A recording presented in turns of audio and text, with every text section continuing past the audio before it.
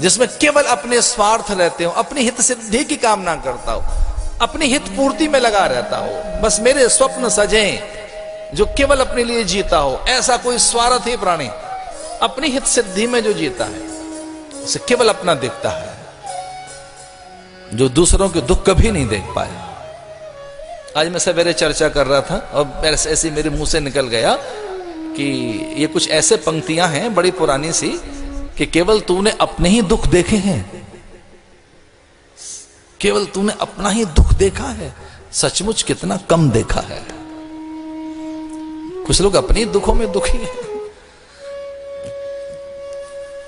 केवल तूने अपना ही दुख देखा है, सचमुच कितना कम देखा। कुछ और दिखा ही नहीं, बस अपने दुख दिखे, अपने दुख, अपनी पीड़ा, अपना दर्द, अपनी कमी, और कुछ नहीं दिखा जगत में, कुछ और है नहीं देखने लायक। उबर नहीं पाते कुछ लोग, वो इतने उन्माद में, इतने अवसाद में, इतने भय में, इतने शंकित हैं, वो डीप डिप्रेशन में हैं, बड़ी बड़ी डिप्रेशन में, वो बड़े स्ट्रेस में, उससे निकल नहीं पाते। फिर उन्हें उत्सव अच्छा नहीं लगता, अपने अच्छे नहीं लगते, बस उनके पास एक चिंतन है, हम बहुत दुखी हैं, हमारा बहुत दुखी हैं, थोड़े बहुत प्रॉब्लम है आजकल, थोड़े से प्रॉब्लमेटिक लाइफ है, इसमें बहुत प्रॉब्लम है, वो निकल नहीं पा रहे, वो अपने घेरे में घिरे हुए हैं। तो तूने केवल अपना ही दुख देखा है, सचमुच कितना कम देखा है। अब दूसरी पंक्ति थोड़ी सी बड़प्पन पैदा करती है कि क्या तैने दूसरों का भी दुख देखा है? हाँ, सचमुच कुछ देखा है, कुछ देखा है। परोपकार है, पुण्य है, पापा है, पर पीड़नम व्यासस वचन द्वयम। किसी का दर्द तो दिखे हमें। अब तुलसीदास जी बड़े अद्भुत संत हैं, जो उन्होंने लिखा है, अरे कौन लिख पाएगा ऐसा। ब्रह्मलीन करपात्री जी महाराज भी रोज एक दो चौपाइयां जरूर गाते थे, भक्ति सुधा जिसने लिखी हो, श्री विद्या का जो आचार्य रहा हो, करपात्री जी महाराज, पूज्य खंडानंद जी, ब्रह्मलीन, उड़िया बाबा, कृष्ण बोधाश्रम जी महाराज, ब्रह्मानंद जी महाराज, बड़े बड़े संत, शंकराचार्य आदि आचार्य, जो बहुत बड़े अपने को पंडित ज्ञानी मानते, ऐसे लोग भी रामायण की चौपाइयों को बोलने में उन्हें रस आता है, तो उसी कुछ लिख गए। तो सरस्वती जब धरती पर आई तो ढूंढने लगी कौन मतिमंद है, स्वार्थी कौन है, लोभी कौन है, चित्त से दुर्बल कौन है जो कमजोर मन का प्राणी है। माला अगर तोड़नी है तो कमजोर मन का कौन सा है, पूरी श्रृंखला को तोड़ना हो तो कौन सी कड़ी कमजोर है, जहां से दाने सारे बिखर जाएं, कमजोर कड़ी कौन सी है। तुलसी बाबा लिखते हैं, नाम मंथरा मंदमति के कई चेरी के आयस बिटारे ताय करे गई गिरा मति पे। नाम मंथरा मंदमति, मंदमति, मति जिसकी ठीक नहीं, जिसको बुद्धि का अभाव है, जो निर्णय नहीं करना जानती, निश्चय नहीं करना जानती, विचार करना जिसको नहीं आता, चिंतन शून्य जो प्राणी है, दूरदृष्टा जिसके पास जागरूक चित्त नहीं है, दूर की सोच सके, एक लंबा सोच सके। नाम मंधरा मंदमति, मंदमति, एक कोई कमजोर मन की मति की वो अजस पिटारी, उसी के माथे पर ठीकरा फोड़कर वो एक और खड़ी हो गई। अच्छा, हम ये ठीकरा किसके माथे पर फोड़ें कि हमें अच्छा बनने का अवसर नहीं मिला, हमको महान बनने का, श्रेष्ठ बनने का, होदार बनने का, अच्छा बनने का। हम तो सत्य बोलना चाहते थे, हम तो सच में ही अच्छा होना चाहते थे, हम तो श्रेष्ठ रहना चाहते थे, हम तो सही होके जीना चाहते थे, पर अब ये हम नहीं कर सके तो किसके माथे पर ठीकरा फोड़ें। परिजन पुरजन, बंधु बांधव, पड़ोसी, प्रकृति, राजनेता, व्यवस्था, किसके माथे पर? अरे अपने अज्ञान के माथे पे ठीकरा फोड़ो, अपने आलस्य के माथे पर। अपना प्रमाद उसमें जिम्मेदार है, हमारा प्रमाद है, हम नहीं कुछ कर सके अच्छा, अपने अज्ञान के कारण, अपने भीतर की कामना और वासनाओं की भंवर में घिरे रहे, हम अच्छा नहीं कर सके। नाम मंथरा मंदमती के कई चेरी केरे, उसकी चेरी दासी, उसके मन मानस को, चित्त चेतना को अपने वशीभूत कर लिया सरस्वती ने। और फिर क्या प्रतिक्रिया होती है ये देखने की बात है कि उसकी सांसें फूलने लगी, उसे कुछ भी अच्छा नहीं लग रहा है, वो मंगल कलश औंधे करने लगी, वो वंदनवार नोचने लगी, वो रंगोली अल्पना अपने दोनों हाथों से मिटाने लगी, और वो दीपक फूंक मार मार कर बुझाने लगी।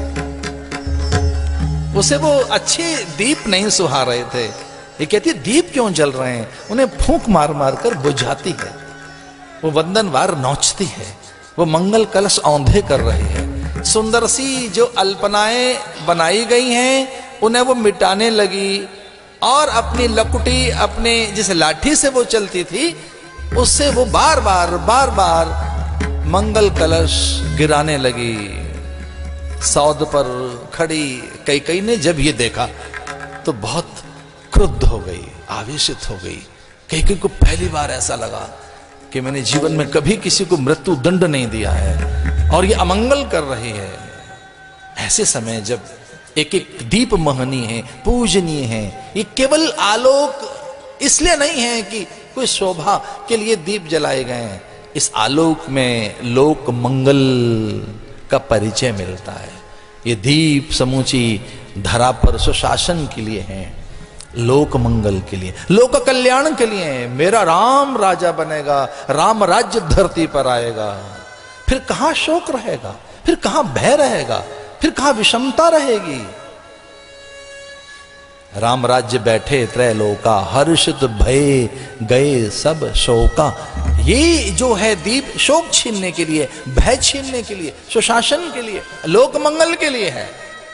ये दीप नहीं बुझा रही है, ये बड़ा मंगल कर रही है, और वो दौड़ी कैकेयी। अब मैं एक निवेदन करना चाहूंगा कि जो सामने खड़ी है वो मंथरा नहीं है, पूरी देव सत्ता उसके सामने है, उसके पास पंचानन चतुरानन का बल है, वो समूची देव सत्ता उसके सामने। अब दो बिंब हैं, एक और मानवी काया है जिसका नाम कैकेयी है, और एक कोई यूं दासी पर उसके पीछे पूरा देव बल, उसके पीछे है पूरा स्वर्ग का बल, पूरी देव सत्ता ठिठक गई। क्योंकि रोते रोते एक बात कहती है कि तेरे साथ छल हो गया, ये दीप इसलिए बुझा रही हूं, मंगल कलश इसलिए औंधे कर रही हूं, तेरे साथ छल हुआ है, भारी छल हुआ।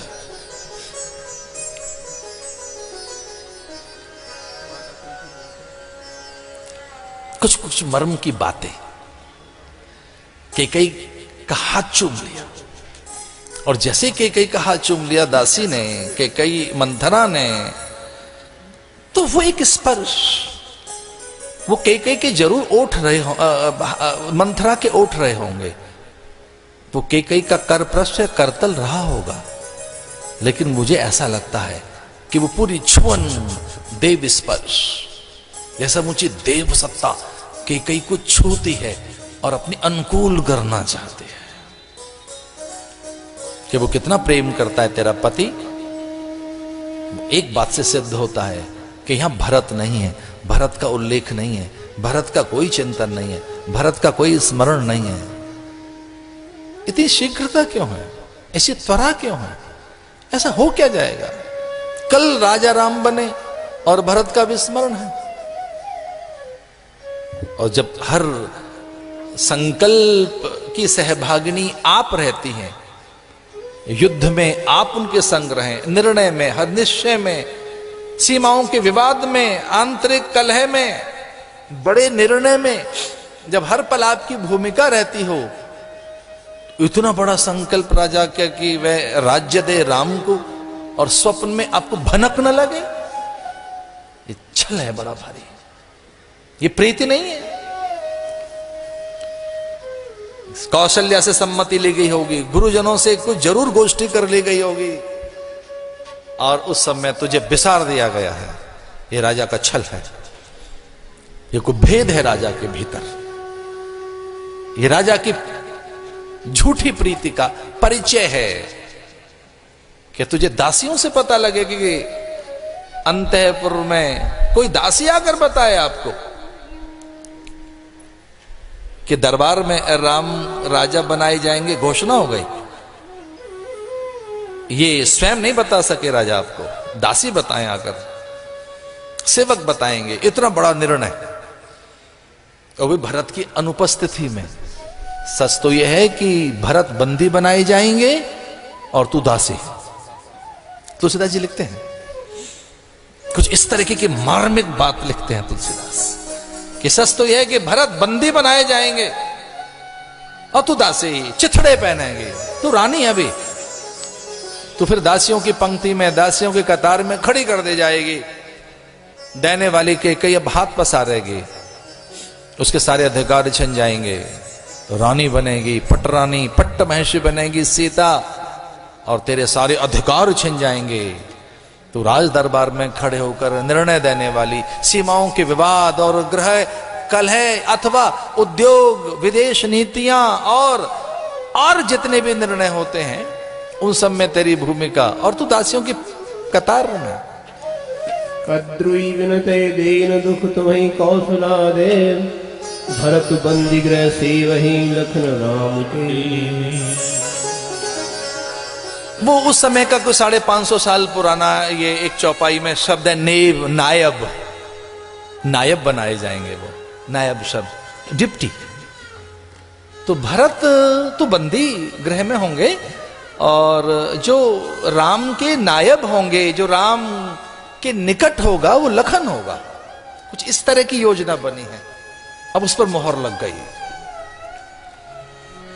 पहले तो केकई थोड़ी व्यथित हुई और उसने कहा कि तेरी जिह्वा गल क्यों न गई, तेरा मस्तक फट क्यों न गया, तू क्या कहती है राम के लिए? राम मेरी आंखों का तारा है, राम मेरे प्राण है, राम मेरा जीवन है, राम मेरी आत्मा है। लेकिन जब वो इस प्रकार के संशय रखती है तब भगवान कहते हैं संशय आत्मा विनश्यति।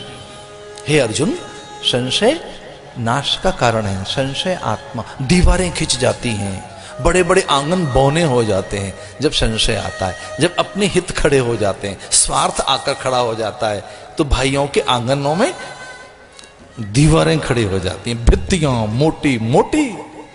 हम अपने आंगन को और सिकोड़ देते हैं। जो बड़े खेत के विस्तार हैं उनमें मेढ़ें घुस जाती हैं और उन्हें बौना करती जाती हैं खेतों को। खेत बढ़ते जाते हैं, घर बढ़ते जाते हैं, जीवन बढ़ता जाता है, जीवन सिकुड़ता जाता है। संशय, भ्रम, अपनी हित की सिद्धि, हमारी कामना, वासनाएं, स्वार्थ हमारा हमें सिकोड़ता जाता है।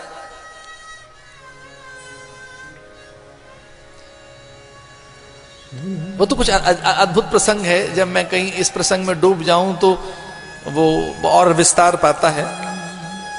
लेकिन अपने अधीन कर लिया के कई को मंथरा ने, या यूं कहें देव सत्ता ने।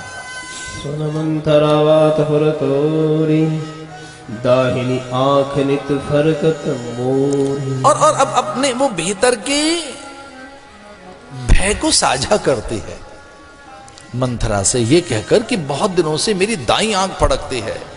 अब मैं समझी कि ये क्या कारण है। मेरी दाई आंख का फड़कना अब मुझे समझ आ रहा है कि इतना बड़ा षड्यंत्र, ये कुचक्र, ये मेरे लिए ऐसा आहित और मेरे पुत्र को बंदी बनाने के लिए ये एक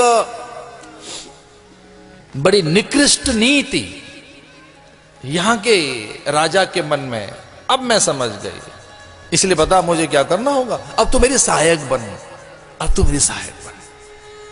अब यहां देखने वाली बात यह है कि राजा कौन बने ये चिंता नहीं है देवताओं की। चिंता यह कि राम बन में जाए। देवताओं की तो चिंता यह है कि राम बन जाए। राजा कौन बनेगा, सत्ता से कोई लेना देना नहीं। देवताओं को यह बहुत, उनके लिए यह बड़ा विषय नहीं है कि राम बन जाएं, सत्ता कौन भोगे, सत्ता पर कौन काबिज हो, ये उनका कोई प्रश्न नहीं है। लेकिन वो ये कहती है मंथरा कि किसी भी ढंग से हमको सत्ता लेनी है, राम को दूर भेजना है, बहुत दूर। और इसके लिए एक उपाय है, बस एक, कि हमारे हाथ सत्ता आ जाए। कैसी? वो माथे का मुकुट तेरे हाथ हो, राजदंड तेरे हाथ में आए, राज उत्तरीय की तो स्वामिनी बन जाए। और धीरे से जब वो वचन ले रही हो तो उसकी ज्येष्ठा में से मुद्रिका उतार लेना, वो सील। उस पर थोड़ी सी, मैंने कुछ लोगों से पूछा, वो कोई सील जैसी मोहर, वो एक कोई ज्येष्ठ उंगली में मुद्रिका, कोई एक वो परिचय, कि वो एक उसके हाथ से छीन लेना। भरत के लिए वो राज मुद्रिका, वो राजमोहर, वो स्टैंप जो एक व्यक्ति के पास है, अगर वो स्टैंप कर दे तो फिर सारे राज इधर उधर हो जाएं। पूरे संसार के राजा हमारे अधीन, जिस मुद्रिका के अधीन है, जिस स्टैंप के अधीन है, बस उसे छीन लेना, लगभग निकाल लेना हाथ में से। एक वचन लेकर, भरत के लिए राज्य लेकर, और जैसे ही वो राज्य दे दे तो छीन लेना हाथ में से, उत्तरीय उतार लेना, राजदंड तेरे अधीन हो। और अगर वो न देना चाहे तो कह देना वचन दिया है, ये माथे का मुकुट दे दो। लेकिन वो ऐसे नहीं देगा राजा, तेरे वचन, वो 2 वचन, जब तेने प्राणों की रक्षा की, राजा की, राजा ने तुझे 2 वचन, 2 वर मांगने के लिए कहा, तेरा उदार मन, तेने कहा अभी कुछ नहीं चाहिए, बस वो 2 वर। और वो तो उधार नहीं मांग रही है, वो पुरस्कार में नहीं मांग रही है, वो उपहार में नहीं मांग रही है, वो कोई अनुदान नहीं है, वो तेरा अधिकार है, अपना अधिकार मांग रही है, अनुदान नहीं, कोई उपहार नहीं, कुछ यूं भीख नहीं मांग रही है, कुछ अलग से, कुछ ऐसा नहीं चाहिए राजा से, अधिकार पूर्वक मांगना। वो कहती है राजा देगा कैसे? तो वो कहती है राजा की एक दुर्बलता है, राजा की बस एक ही दुर्बलता है, और वो क्या है? बोले सच तो यह है कि राजा धर्मात्मा है, पुण्यात्मा है, और जो धर्मात्मा होते हैं, पुण्यात्मा होते हैं, श्रेष्ठ पुरुष होते हैं, उनकी एक दुर्बलता होती है। कौन सी? कि वो स्त्री के अश्रु नहीं देख सकते। जो स्त्री के अश्रु न देख पाए, इसलिए वो तेरा पति है, तेरी आंखों के आंसू नहीं देख पाएगा। जो धीर पुरुष हैं, गंभीर पुरुष हैं, जो प्रज्ञावान पुरुष हैं, जो समर्थ पुरुष हैं, वो अपनी पुत्री के, अपनी भगनी के, अपनी माता के और अपनी पत्नी के आंसू नहीं देख सकते। बेटी की आंखों में आंसू हो, आदमी नीलाम होने को तैयार हो जाता है। वो कहता है मेरी छोटी सी नन्ही सी बालिका की आंखों में आंसू हैं, वो दौड़ कर जाता है, वैद्य से कहता है देखो ये मेरी छोटी सी नन्ही सी गुड़िया, इसकी आंखों में आंसू क्यों हैं? बिक जाता है व्यक्ति उसके सपनों को साकार करने के लिए, अपनी सौर से आगे पैर पसार देता है। वो कहता है देखी जाएगी, एक बाजी खेल लेता हूं, जीवन भर ऋण उतारता रहूंगा, बिटिया की डोली ढंग से जाए, आन बान शान से जाए, यहां कोई समझौता नहीं होगा, बेटी के लिए प्राण दे दूंगा मैं, कुछ भी करने को तैयार है, बेटी मेरी ढंग से जाए, उसके स्वप्न साकार हो, बिटिया मेरी उदास न रहे। हां जब वो जाए तो भूल जाए। वो अपनी पत्नी से कहता है कि इतने सुख दो इसे विदा करते समय, इसे इस तरह से तो विदा करो कि इसे सपने में भी हम याद ना आए। वो अपनी पत्नी के कान में चुपके से कहता है कि इतना दे देना अपनी बेटी को, इसे हम याद ना आए, जीवन भर ताउम्र हमें भूल जाए। वो ये चाहता है बाप कि मुझे बार बार याद ना करे मेरी बेटी, अभाव में, रोग में, शोक में मैं याद ना हूं उसे। अरे कोई बाप अपनी बेटी के आंसू देख सकता है? कोई भाई अपनी भगनी के आंसू? वो कच्चे धागे बांध रही होती है हाथ पर, रक्षाबंधन के दिन हौले से, वो स्पर्श तो देखो कैसा है। देवता लज्जित होते हैं उस छुअन के लिए, वो कहते हैं ये स्पर्श हमको मैसर नहीं है, हमको उपलब्ध नहीं है। दो कच्चे धागे जब बांध रही है वो, ये न बद्धो बलि राजा दानवेंद्रो महाबला तेन त्वा बदनामी रक्षे मांचल मांचल। जब वो हाथ पर धागे बांध रही है भगिनी, तो कोई भाई अपनी बहन के आंसू तो नहीं देख सकता, और कोई पिता अपनी पुत्री के, और कोई पुत्र अपनी मां के, और कदाचित कोई सबल पति अपनी पत्नी के आंखों में आंसू तो नहीं देख सकता। अरे पत्नी की आंखों के आंसू, मेरा सारा मूड स्पाइल हो जाता है कि उनकी आंखों में आंसू है। वो तो कहता है, श्रीमान जी कहते हैं कि देखो आप बस आप मुस्कुराते नहीं, जो करना है कर लीजिए, ये सब नहीं चलेगा, ये नहीं हो सकता।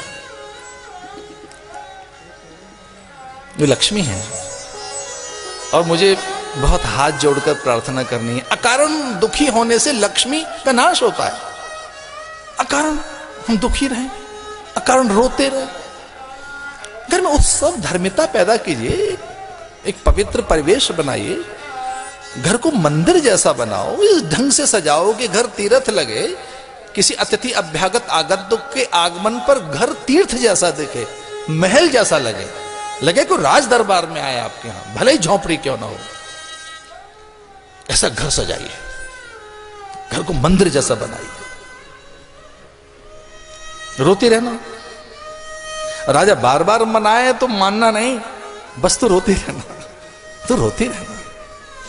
और जो अच्छा लगता है राजा को, वो जो वस्त्र आभूषण वो सब त्याग देना। और एक भवन और है ऐसा जहां तू बैठी है जानकर राजा की आत्मा चीत्कार करने लगेगी। एक भवन ऐसा है जिसमें कभी कोई नहीं बैठा आज तक, वो एक भवन ऐसा है, उसमें जाकर बैठ जाना। और अगर राजा को यह पता लगा कि तू वहां बैठी है तो राजा के रोम रोम में आग लग जाएगी। तो कुछ भी करने को तैयार हो जाएगा, प्राण दे देगा अपने, कुछ भी। कौन सा भवन है? कहते कोप भवन है वो, जिसमें ताले जड़े हुए हैं, जो कभी नहीं खुला। मुद्दत से सदियां बीत गई, शताब्दी बीत गई हैं, वो भवन कभी नहीं खुला। वहां जाकर बैठ जाना। अच्छा, प्रजा को कुछ मांग मनवानी हो तो आंदोलन करती है प्रजा, द्वार पर आती है राजा के। पर अगर घर के लोगों को कोई आंदोलन करना हो तो कहां जाकर बैठे? द्वार पर, कोप भवन में। लेकिन ये साइंटिफिक चीजें हैं, कल्पना तो करके देखिए ना कि द्वार पर कौन पुकार करेंगे। अब तो बड़े बड़े लोग सड़क पर बैठने लगे बड़े बड़े लोग। लेकिन वो कोप भवन में जाकर बैठने के लिए कहते हैं, वहां बैठ जाना। और राजा तो देख नहीं पाएगा वहां बैठे हुए तुझे, जहां अंधेरा होगा, घुप अंधेरा, तेरे वस्त्र आभूषण बाहर बिखरे होंगे। ये देखकर ही राजा की आत्मा चीत्कार करने लगेगी।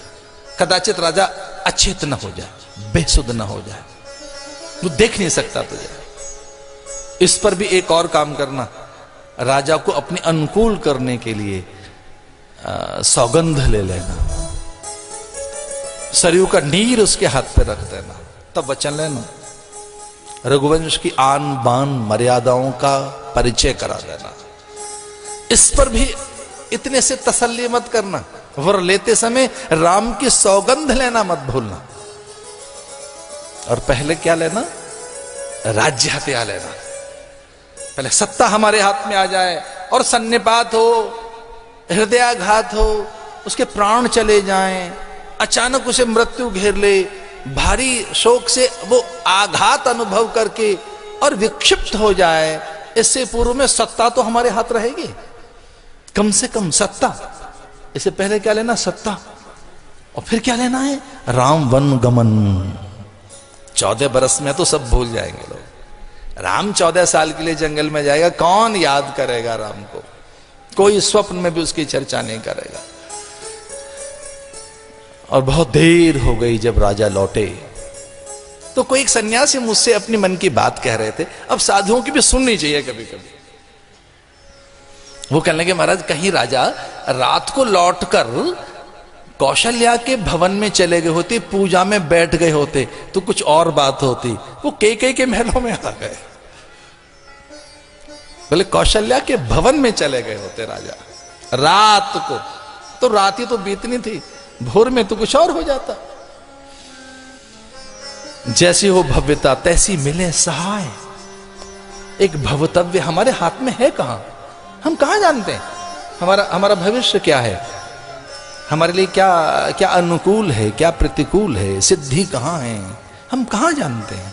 इसलिए वो अनायास दशरथ कैकेयी के भवन में, जहां गुप्त अंधेरा, जहां कलश औंधे पड़े हैं, फूल किसी ने कुचल दिए हों, बिखरे हुए आभूषण, रानी के प्रिय वस्त्र इधर उधर बिखरे हुए, कुप भवन में रानी है सुनकर राजा भयभीत हो गया, लगा जैसे वज्रापात हुआ हो।